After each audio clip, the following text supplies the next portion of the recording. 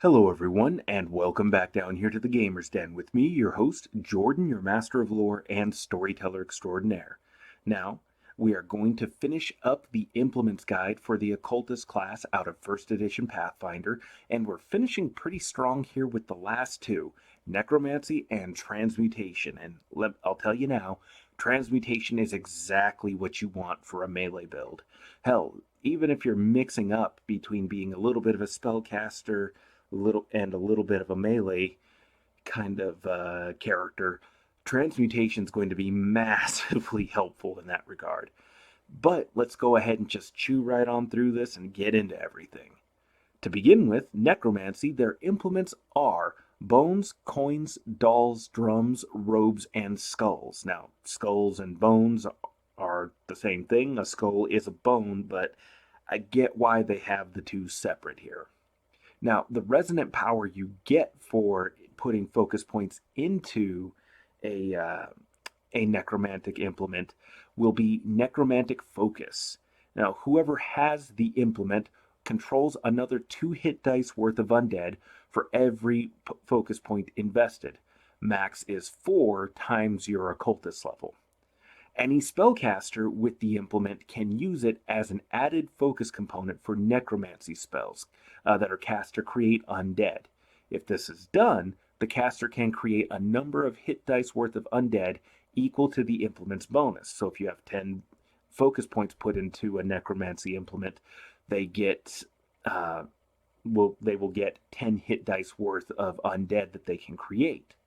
And undead will also take a -1 penalty on saving throws uh, for any of those spells that are cast by the bearer for every 4 points of focus put into place. So if we stick with that example of 10 focus points put into an implement, the spellcaster who has the implement will give any undead they hit with those necromancy spells a -2 penalty on all of their saving throws. So for that specific spell. So that's pretty handy there.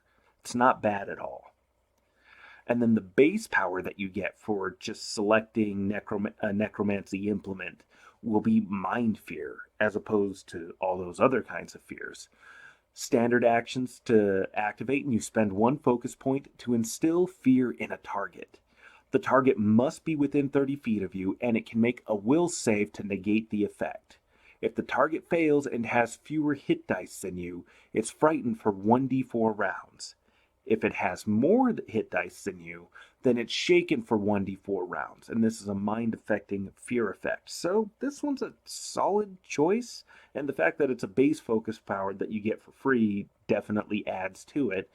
And frightened is definitely the more useful of the two effects to have put on an opponent, even if it's just for ends up being for 1 round. It's still pretty solid, but there's going to be plenty of targets that have as many or more hit dice than you, and thus will only be shaken.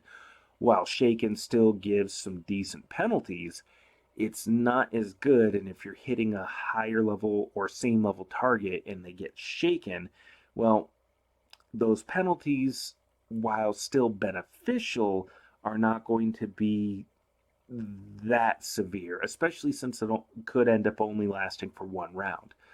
But it's not bad at all. The only other thing I can really say as far as being a negative for this ability is that there are definitely a fair number, not a lot, but a fair number of creatures that are immune to fear effects. So your mileage may vary depending on what exactly it is you're going up against.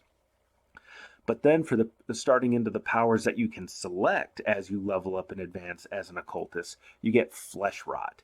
As a standard action, you make a melee touch attack and you use 1 focus point to rot the flesh of a living creature. If you hit, the target takes 1d8 plus 1 points of damage per occultist level. Every 4 occultist levels after 3rd, the target takes another 1d8 damage, up to a max of 5d8 at level 19. If you miss, the effect is wasted and so is the focus point, and you have to be 3rd level to select this ability. So, not bad. It's not a bad damage dealing ability, and the fact that it scales up a bit is nice, but a d8 plus 1 per your cultist level, while it's not bad damage, it's still not a whole lot. There's going to be plenty of creatures that can take that kind of a hit. Some better than others, and others definitely worse than some. But it's not a bad choice. And for our specific build, being more of a melee focus, the fact that it's a touch attack is not that detrimental for us. If you're going into more of a spell casting route, though, you don't really want to be in melee. You don't want to be in up close like that, and you have better areas to be spending your focus points in rather than this ability. So I don't know that I would pick this one up if you're a spellcaster. From a mechanical standpoint, that is. If you're leaning into roleplay and this fits the overall theme that your character has, then by all means, pick this one up, because thematically it's appropriate, especially for a more necromantic kind of focused character, which, if you're picking up necromancy implements, that may well be the route you're going.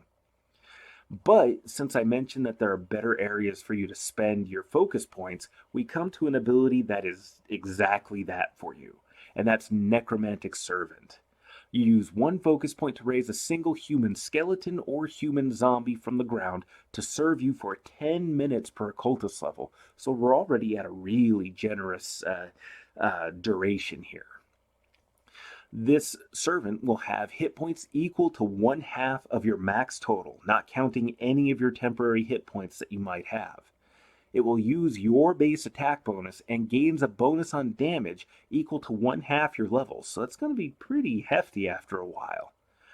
At 5th level, whenever the servant is destroyed, if you're within 100 feet plus 10 feet per level, you can use one more focus point as an immediate reaction to return the servant to its full hit points. And then at 9th level, you can choose to give the servant the bloody or burning simple template if it's a skeleton, or the fast simple template if it's a zombie, improving those base forms fairly significantly. And then at 13th level, when you restore your servant, it splits into 2 servants. So if it gets destroyed and you bring it back, for the cost of one more focus point, you now get 2 servants. And the max number that you can have in this fashion is equal to 1/2 your occultist level. So if you're level 10, you can end up with 5 servants that are lasting for 10 minutes per occultist level each. And they all will have that same hit point total of 1/2 of your maximum. So you're going to have some zombies with undead with decent amount of hit points, a solid base attack bonus, hefty amounts of damage, and some unique and interesting templates to help boost their abilities further. And then at 17th level, it gets better because you can select a teamwork feat of your choice. Even if you don't get the feat yourself, the fact that all of them will have that feat means that they can utilize it. And there are some really interesting options there that can help to make them much more combat effective. So this is actually a really good ability. The only reason I don't mark this as completely blue is because any summoned creatures that are taking hits and attacks, that's a huge boon, that's a benefit, that's a win for you and the rest of the party. But we are leaning just a little bit away from this. But even still, I have to say it's a good enough ability that even though we're looking at focusing on being a melee-oriented kind of occultist, this ability is still good enough that if you wanted to add this in, you're not hurting yourself all that much, if at all. This is still a really, really, really solid choice, whether you're going for a melee focus or if you're leaning into spellcasting. This is a great way to contribute to combat either way. And then after that, we also have Pain Wave. And as a standard action, you use one focus point to wash your opponents in agony. This wave will erupt in a 20-foot radius centered on a point that you select within 100 feet of you. All living creatures are racked in pain, gaining the sickened condition for 1 round per occultist level. The targets can make a will save to reduce the effect to 1 round. This is a mind-affecting pain effect. So, although they do get a will save, the fact that they will still suffer the effect for at least 1 round is nice. The fact that this can affect multiple opponents is nice. And the fact that it's got a 20-foot radius means you can hit several clusters of opponents. which typically, if they're clustered up or in groups, they're either weaker opponents to begin with, or the environment or terrain is such that they have to be packed close together, meaning you're more than likely going to at least get a couple of them that are going to fail and suffer the full effects for the full amount of time. And if the terrain is such that they're packed together real nice, well, you're helping add to the bottleneck overall by inflicting the sicken status on your opponents. So, not a bad ability, not as good as the necromantic servant ability before, but still, this is a pretty solid choice. And the range is generous too, which makes it even better. But then we also come up to Psychic Curse. Now, Psychic Curse is an interesting ability, and I like the aesthetics of it. It fits thematically, especially if you're leaning more into the necromantic aspects of being an occultist, which, you know, if you picked a necromancy implement, I assume you are leaning into that anyways. But Psychic Curse is a standard action to use with one focus point to curse a living target within 30 feet of you. And you pick one effect: Memory Lapse, Mental Block, or Pain Confusion. Memory makes the target lose its memory for up to 1 hour back from the point that you curse them per occultist level. Mental Block allows you to select an action, like attacking with a longsword, casting a spell, etc. Many other specific things that you can select that the GM does have some adjudication on. And you can force the target to make a will save to attempt that specific action. It can still perform other actions, and this does not, if they fail, it doesn't take away, like, if they tried to do a full attack option, you know, burn their whole turn just making a full attack, and they fail the will save, their turn isn't gone, they're just unable to act and do the thing that they were trying to do. So they're allowed to do other things, move away from you, drop the weapon and draw a new one. Any number of things that they're normally able to do in the round, they're able to do. They just fail at doing that one specific action. And if the target attempts to perform the action on a subsequent round, the target will get a cumulative +2 bonus on its saves until it succeeds. Then Pain Confusion causes the target to be confused for 1d4 rounds whenever it's damaged by a critical hit. There is a will save to negate this, and it lasts 1 day per occultist level, and you have to be level 5 to select. So, erasing a target's memory up to 5 hours back can be very useful. For 5 days, having a target anytime they take a critical hit suffer confusion for 1d4 rounds, that's interesting. Mental Block is probably the most broadly useful, but the thing of it is that, say you hit a target and you block them from, say, attacking with a greatsword, the thing that they're specialized at doing. Each round they get that +2 save, unless you're able to finish the fight fast enough, which, hey, maybe this could create that opportunity for you. The only thing is that a target that's significant enough that you want them to be unable to attack in a specific fashion, they probably have backups handy that drop the greatsword and pull out a falchion, they pull out a spear or a bow or whatever their backup options are. They're going to revert to that. They're going to be prepared, maybe not for that specific scenario, but maybe they assume, oh, I might be disarmed, so I need to attack with something else, or be ready to attack with something else, fight for my life, and all of that. So it's an interesting ability. Roleplay wise, I think it's thematically appropriate, but mechanics wise, it's hit or miss and very circumstantially useful. I mean, all of these are interesting. All of these, I can think of any number of ways for ingenious, clever ways of applying these abilities. But also, it's hit or miss, like Pain Confusion. When the target suffers a critical hit, they'll be confused for 1d4 rounds, and this lasts for 5 days at 5th level. I mean, where that's useful is if you have an ally or somebody who can crit reliably, like somebody who's specialized in using a falchion and has the feats to enhance the critical threat range with falchions. You know, they have a 1 in 4 chance of triggering a critical hit every time they attack the target. But, you know, even still, that can be dicey. That's not guaranteed to happen. So it's mechanically maybe not the most beneficial. But from there, we have Soulbound Puppet. Now, for Soulbound Puppet, it's a full round action to use and 1 focus point to create a soulbound puppet from a bone, doll, or a skull. If you use a bone or a skull, your power builds a tiny or small flesh puppet that vaguely resembles the creature the bones were taken from. The doll option causes the doll to come to life, and you treat this as a familiar, using your occultist level as your wizard level to determine what its powers and abilities are. By using a humanoid bone, skull, or doll, you can also give the puppet the base stats of a homunculus without the fly speed, poison bite, and telepathic abilities. This creature is a construct with an alignment matching your own. You can only have 1 soulbound puppet at a time, and it lasts 10 minutes per occultist level. So the familiar option is probably the most useful here, just because familiars can give you an interesting array of abilities to make use of. And the different bonuses that they have can also be useful as well, like the toad giving bonus hit points and the like.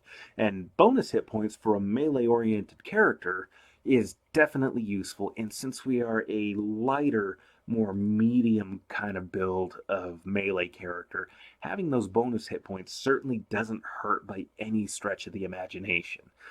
So that's mainly what you'd want to use this for, but if you're going more of a spellcaster route, then the options are a little bit wider and you have more interesting options in that instance. And this might even be a much better ability in that regard, but that may be a build for another time.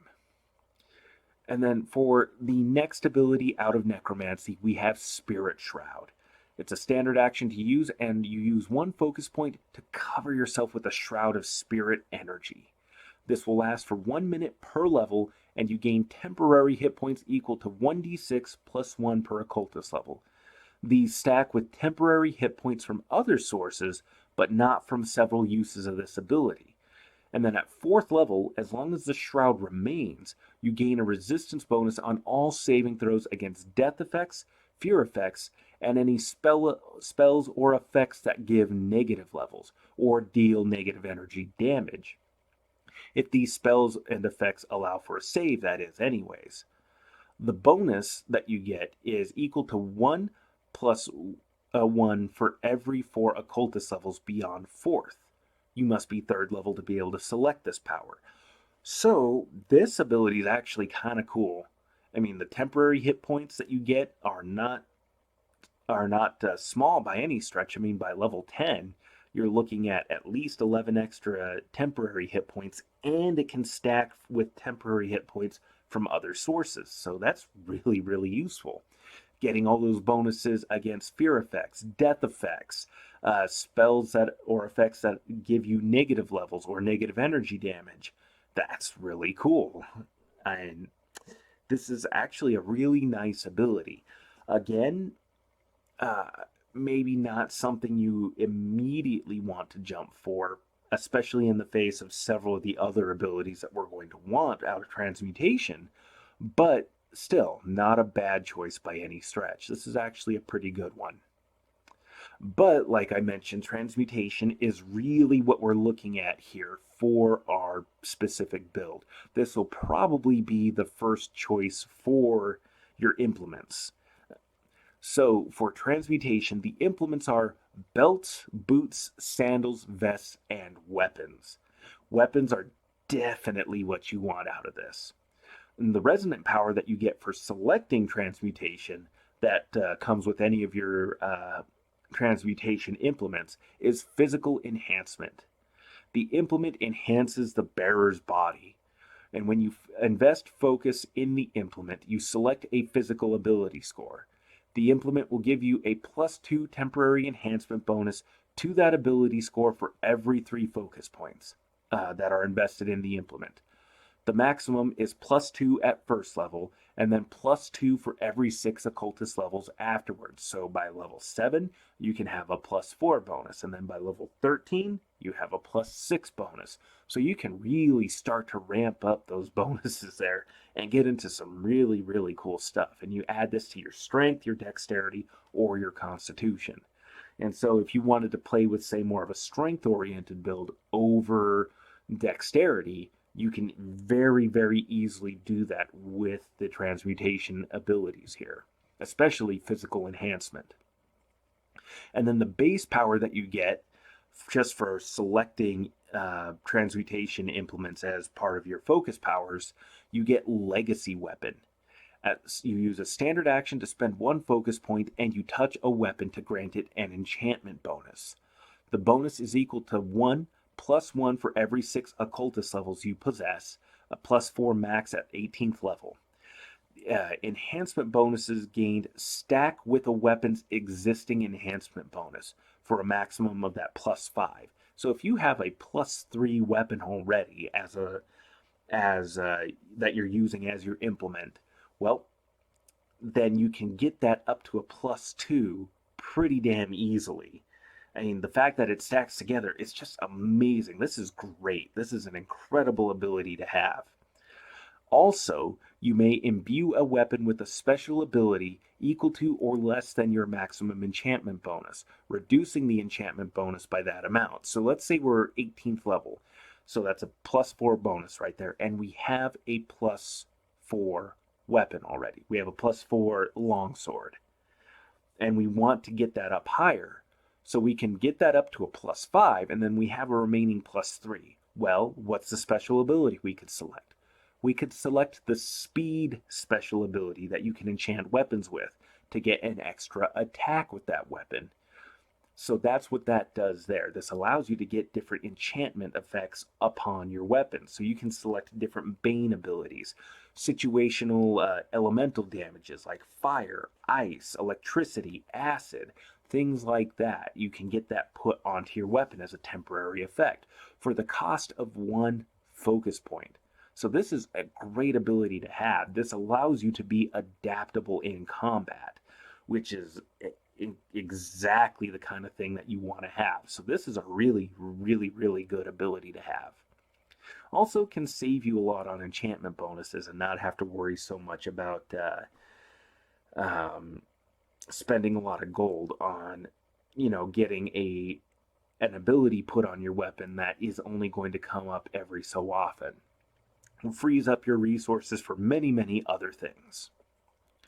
And then the next abilities that we get will start off with Mind over Gravity. And as a standard action and 1 focus point, you give yourself a fly speed of 60 feet with perfect maneuverability. It lasts 1 minute per occultist level. You have to be 7th level to select it, but fly is really useful, gives you a lot of maneuverability. Granted, we are looking at being a melee build, but some targets just really do their best to try to keep out of reach. So this can be a great way to get there.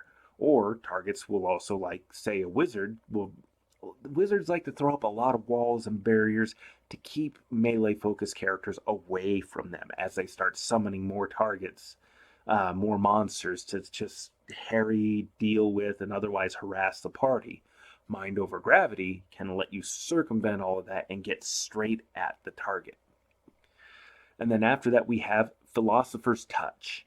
Standard action and 1 focus point, and you touch a weapon to give it the properties of a special material. You can give it cold iron or silver for overcoming damage reduction for 1 minute per level. So if you're fighting devils or lycanthropes, this can cause your weapon to act as though it were cold iron or silver. And then at 4th level, and every 4 levels after, you can touch an additional weapon to grant the same benefit at no added cost. At 11th level, you can grant adamantine to any weapon touched for damage reduction. It doesn't overcome any hardness, but if you have a target, say, an adamantine golem, you can use this to overcome its damage reduction in that regard. So that can be very, very useful. It's a shame that it doesn't make it count against the overall hardness to where, because adamantine ignores up to 20 points of hardness when it's attacking objects and different things like that. But the fact that this is an easy way for you to overcome damage reduction without having to, again, spend money on purchasing rare materials, having different craftsmen make it, this can be a great way of mitigating those costs. And then we also have quickness. As a standard action, and again, one focus point, you use that to give yourself supernatural quickness and reflexes, or you can do this to a willing creature that you touch. It works as the haste spell, but the bonus on armor class and reflexes is increased to 2 rather than 1, and it only lasts for 1 round per occultist level. You have to be 5th level to select this, but quickness, or haste rather, is a good enough buff that it's still well worth it, even though haste, if I recall correctly, is on your spell list. This is still very useful to have. If, say, you need to use the spells for casting other things, or the spell slots for using other spells, or you just don't want to give it away or use that up just yet, quickness is still beneficial enough, and at the cost of only one focus point boosting yourself, this is very, very useful. Quickness is well worth picking up. And then we also have size alteration. Now, this is a standard action and another one focus point to use, and you touch a creature to alter its size. You can either or decrease a creature's size by 1 step as per the enlarge or reduce person spells, but it's not limited by the creature's type. There's a touch there's a touch attack that's required if the creature is hostile, and a fortitude save is allowed to negate the attack. It lasts 1 round per occultist level. You can't alter a creature's size that has already been altered. So, if a target has already been hit with enlarge person, say you're using this on a paladin that's an ally, you can't use size alteration to increase their size further. Similarly, you can't do that to anybody who's had their size reduced either. You can't reduce their size further. So why would you use this? Well, you'd use it on yourself, increase your size, and increase your reach. And increasing your size has other benefits, like increasing your strength bonus and things like that. So this can be very, very useful for a lot of different combat situations, and having that longer reach is massively useful, so definitely worth picking up. We also have sudden speed. It's a swift action to use, and you have to use 1 focus point to give yourself a burst of speed, adding plus 30 feet to your land speed for 1 minute. 1 minute, that's, oh God, that's a long time for that'll cover a whole combat encounter very, very easily. And having that extra movement speed, again, is incredible. Absolutely great to have. A lot of tactical options here for positioning yourself on the field and closing that gap with targets who may want to keep at range very, very nicely. And then we have telekinetic mastery right after that. A standard action and 1 focus point to use to grant yourself telekinetic power. This functions as per the telekinesis spell, which is incredibly useful, except you don't need to concentrate to use and maintain it, and using any of its effects is a standard action. This lasts for 1 round per occultist level, and you must be 9th level to select this power. So that's really cool that you don't have to concentrate to maintain it. You just spend a standard action each round to use any of the telekinesis spell's effects. This is really cool. There's so many uses for telekinesis, so it's only really limited by your imagination and your ingenuity. So definitely pick this one up. Transmutation has so many cool abilities. You'd be a fool not to get it. Whether you're going as a spellcaster or as a melee build, or some kind of a mix of the two. This has enough here to be beneficial for all of those builds. You may not use size alteration on yourself, but use it on the fighter, the paladin, the barbarian, the monk. Use it on those characters and let them go to town. Hit them with that haste effect and watch them go nuts.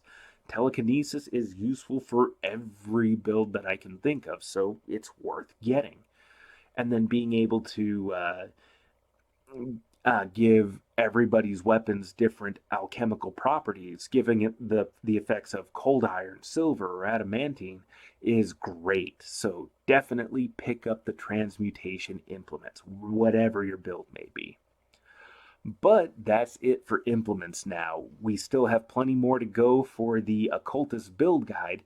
Normally, I cover feats after going through the skills and class abilities, but given that the implements are tied fundamentally to your spellcasting is going to be next, then feats. Just because I like to try to keep everything together and in order, and yeah, you get the idea. So, with that said, we're going to wrap up here. If you enjoyed today's video, go on down there, hit the like button, and let me know in the comments down below. Or if you disagree with me on any particular point, still, let me know in the comments, hit the dislike button, and let's go ahead and engage in the discussion here. Let me know where you see flaws in my reasoning and thinking here. I'm more than happy to engage, and the best way to learn is by diving right into these discussions. But if you did enjoy today's video, well, I have good news for you. There are going to be 2 more popping up over here. One is something that Google has decided you may also enjoy. The other is just another video I've gotten done recently here. So go ahead and click on either of those and keep on going. Or if this hasn't been your first stop here at the Gamer's Den, well, clearly there's something you're enjoying about this channel. So go on down there, hit the subscribe button, and become a regular member here. We'd certainly be happy to have more friends, members, fellow nerds, and alumni at the Gamer's Den, and I know I'd certainly love having you here as well. But, with that said, I've been your host, Jordan, your Master of Lore and Storyteller Extraordinaire. Thank you all so very much for your time, and you have yourselves a good night.